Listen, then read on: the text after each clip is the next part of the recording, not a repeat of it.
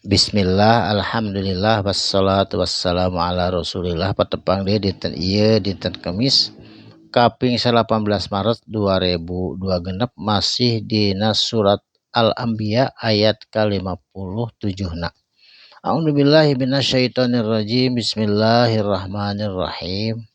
Watallahi jeung demi Allah saur Kangjeng Nabi Ibrahim. La dan na tangtuna kami bakal nyieun tipu daya atau bakal ngahancurkeun kami asnamakum kana ieu berhala-berhala sesembahan anjeun. Ba'da sabadana atawa saatosna antawalu anjeun arinit ti ieu kampung mudbirina katukang nyaeta waktos harita sadayana kaum Nabi Ibrahim teh bade angkat moro ka hiji leuweung nyaeta cari buruan sasatoan ngan pedah nu teu ngiring teh Nabi Ibrahim.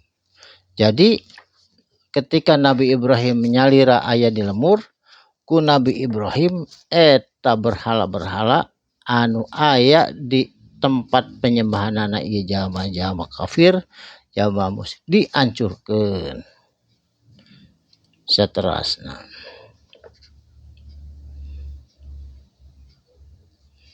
faja'alahu mangka dijadikeun atawa dijieun hum ka itu berhala-berhala judadan kana ancur berkeping-keping ditengelan ku Nabi Ibrahim ku kampak sadayana ancur illa kabiron kajaba kecuali kabiron hiji patung anu panggedena di dinya eta tempat teu dihancurkeun ku Kangjeng Nabi Ibrahim, diantepkeun hiji. Supaya naon lahum pikeun itu jama-jama la'allahum supaya manehanana ilaihi ka itu jama-jama yarjiuna lamun balik tumanya saha nu ngancurkeunana. Saterasna samang-samang sadaratang itu jama-jama ka lemurna tos moro binatang leuweung qalu silih tanya atawa nyararita mang fa'ala saha anu nyieun pagawean hada ieu cenah ngancurkeun kana asnam kana sesembahan bi alihatina kana sesembahan abdi sadayana saha innahu sanyana itu jalma nu ngancurkeun cenah laminadz zalimin kalebet jalma zalim ngancurkeun karena sesembahan kami karena berhala. Qalu nyarita sabahagian itu kaum Nabi Ibrahim. Nyarita kieu sami'na kungsi kuring ngadenge atawa kungsi ngadenge kuring patan aya hiji pemuda.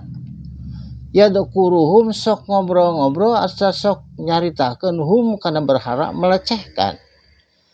Yaqulu dibewarakeun eta teh dicaritakeun jalma teh namina lahu itu pemuda teh Ibrahimu nyaeta Ibrahim cenah eta teh jigana eta anu ngancurkeun teh.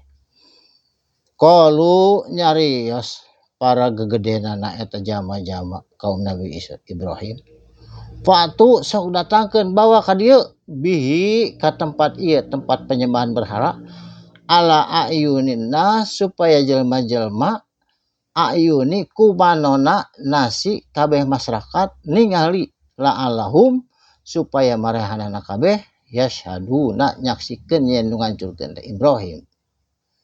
Saterasna qalu saatosna ngariung Nabi Ibrahim diseret dugi ka dinya dugi ka tempat eta anu tempat berhala qalu nyarita atawa ditanya Nabi Ibrahim a'anta naha anjeun fa'alta nu migawe anjeun kana hada kana ieu nu penghancuran bi alihatina kana sesembahan abdi sadayana ya Ibrahim hai Ibrahim naha anjeun nu ngancurkeun atawa lain gitu.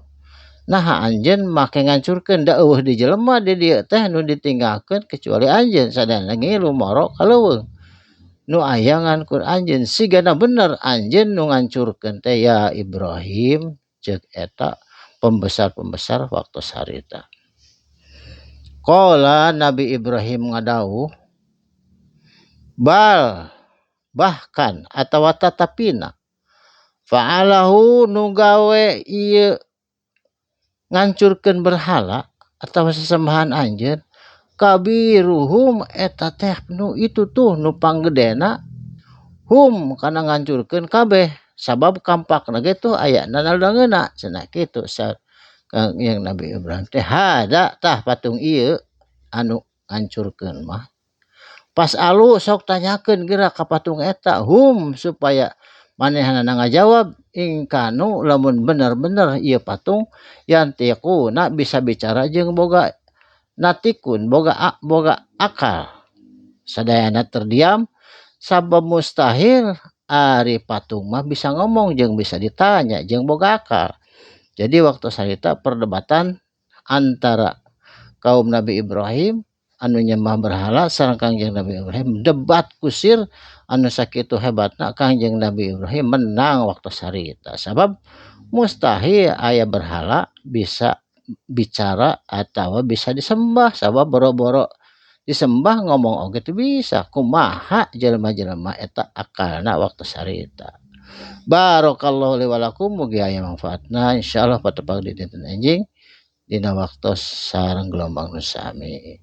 Shadaqallahul adzim. Wassalamualaikum warahmatullahi wabarakatuh.